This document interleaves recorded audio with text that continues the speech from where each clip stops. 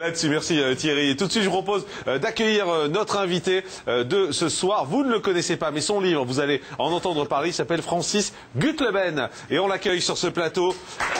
Il publie Scandale à France Télévisions, gaspillage et magouille à la télévision. Bonjour. Bonjour. Merci beaucoup d'être avec nous sur ce plateau. Je dis qu'on va en entendre parler parce que finalement vous êtes journaliste, vous étiez cadre à la direction au sein de France Télévisions, donc vous avez eu envie de parler de l'intérieur. Et j'ai envie, pour commencer, quand même, de vous poser la même question que celle que j'ai posée à Bruno Mazur hier soir, qui était notre invité. C'est pourquoi vous parlez une fois que vous êtes sorti? Pourquoi vous faites partie de tous ces gens qui écrivent et qui balancent une fois qu'ils n'ont plus rien à perdre?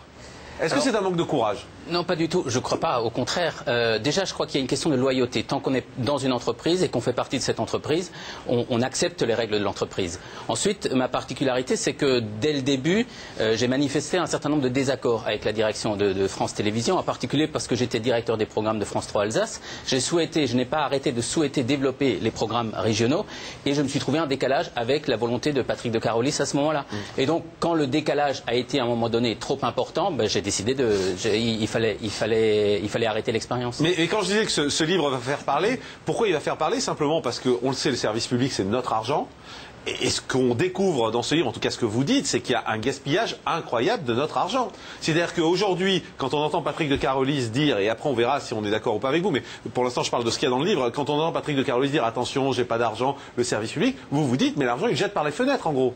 Alors, c'est un peu en gros, comme vous le dites, ouais. Mais comme vous le dites aussi, je suis très, très attaché à l'argent public. France Télévisions, c'est un bien inaliénable. On ne peut pas y toucher. On a besoin d'une télévision publique. Mais cette télévision publique, je prétends qu'elle pourrait fonctionner de façon beaucoup plus intéressante si l'argent, effectivement, était mieux utilisé. Je vais vous donner juste un exemple. L'année 2008 s'est terminée avec 118 millions, plus de 110 millions d'euros de déficit à France Télévisions.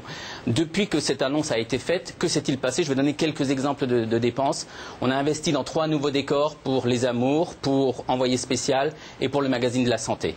On a dépensé 1 million d'euros dans des jingles identitaires pour les 5 chaînes de l'audiovisuel public. On a fabriqué 2 bêtisiers pour France 2 et pour France 3. Je pose la question, est-ce que ces dépenses-là, lorsqu'on est dans une situation si difficile en termes de budget, est-ce que ces dépenses-là étaient réellement nécessaires? Non mais 2 bêtisiers par exemple, c'est 2 émissions qui ont cartonné, qui ont très bien marché, oui. Ils ont eu raison de les faire. Et qui étaient différentes d'ailleurs. Et qui étaient différentes. Qui étaient différentes, mais les deux ont marché. Alors, effectivement, on peut débattre de chaque point et ouais. le débat est sans fin. Moi, je pense que lorsqu'on est dans une situation financière difficile, il faut faire des arbitrages. Oui, mais les arbitrages, c'est aussi de faire des émissions qui marchent. Ils ont fait 2 bêtisiers qui sont des émissions qui ont marché, donc ils ont eu raison. Alors, c'est vous qui le dites. Oui, encore une fois, l'objectif du service public, c'est de faire de l'audience. On ne peut pas le reprocher. Reprocher peut-être s'il a investi 1 million dans une émission qui n'a pas marché et qui était un bide, je veux bien, mais leur reprocher de faire des émissions qui marchent, là on marche un peu sur la tête. Non, alors, soyons clairs. L'idée, c'est pas de leur reprocher de faire des émissions qui marchent. L'idée du livre, c'est de mettre en avant toute une série de dysfonctionnements.